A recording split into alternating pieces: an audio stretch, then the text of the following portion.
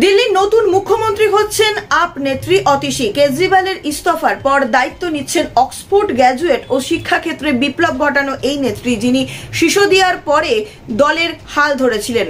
তিনি হলেন দেশের দ্বিতীয় মহিলা মুখ্যমন্ত্রী। দিল্লির নয়া মুখ্যমন্ত্রী হচ্ছেন আপ নেত্রী অতিশী। মঙ্গলবার অর্থাৎ 17 সেপ্টেম্বর আম আদমি পার্টির বিধায়কদের বৈঠকে এই সিদ্ধান্ত নেওয়া হয়েছে। এদিন বিকেলে দিল্লির উপরাজ্যপাল ভি.কে. সাক্সেনার সঙ্গে বৈঠকের পর কেজরিওয়াল ইস্তফা দেবেন এবং অতিশী মুখ্যমন্ত্রীর দায়িত্ব নেবেন বলে জানা গিয়েছে। গত রবিবার 15 সেপ্টেম্বর আকস্মিকভাবে দিল্লির মুখ্যমন্ত্রী পদ থেকে ইস্তফা দেওয়ার কথা জানিয়েছিলেন আম আদমি পার্টির জাতীয় আহ্বায়ক অরবিন্দ কেজরিওয়াল। তারপর কে মুখ্যমন্ত্রী হবেন তা নিয়ে জল্পনা তৈরি হয়েছিল।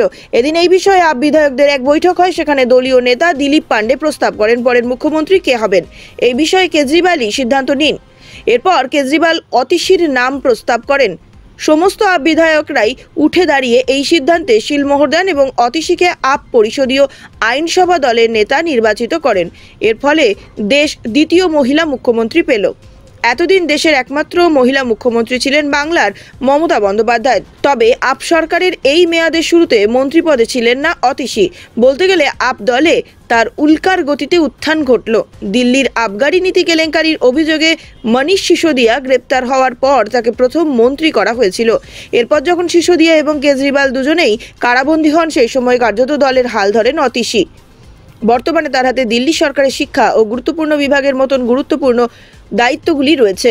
তিনি অক্সফোর্ড ইউনিভার্সিটির ছাত্র ছিলেন এবং রোড স্কলারশিপ প্রাপ্ত। দিল্লি স্কুল শিক্ষা আমূল বদলে যাওয়ার দাবিও করেন আপ।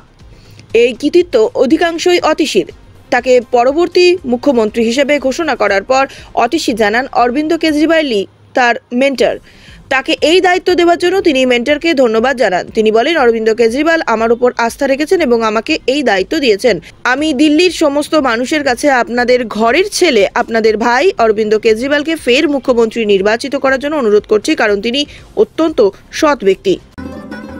नमस्कार, आप देख रहे हैं न्यूज़ UNI।